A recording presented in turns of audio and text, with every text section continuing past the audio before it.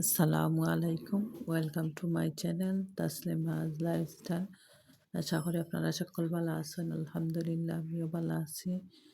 আজকে বানাইব ফুলকপির পাকুড়া। আসলে খাইতেও তো মজা হয়েছেন, এখন আপনারা লগে শেয়ার করি রেসিপিটা।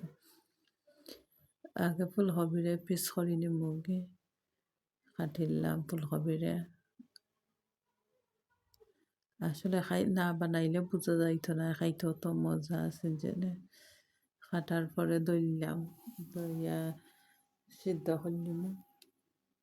এরপরে এখন নিচে ময়দা আর দিলাম লবণ, দিয়ে একটু দিব হলুদের গুঁড়া, মরচর গুঁড়া আর বাখর। আর ব্লেন্ডার করা আছিল, বেসন আছিল না করো, ব্লেন্ডার করা আছিল ডাইল আর চাউল দিয়ে ডাইল আর চাউল ব্লেন্ডার এখানে করেছিলাম। ফ্রিজও আইসও তো রাখছিলাম।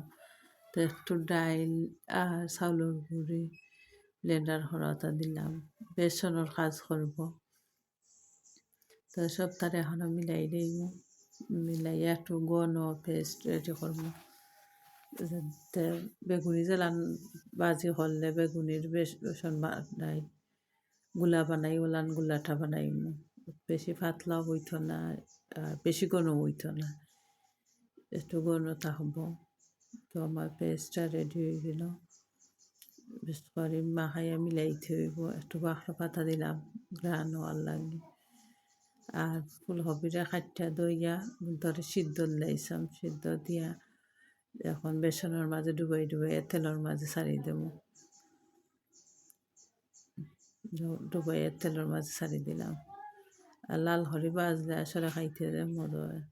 লাল হরিও বাজবো, সব টিনলান একটা একটা করে দিলাই বানিয়ে। আর আসলে খাইতেও তো মজার আছে।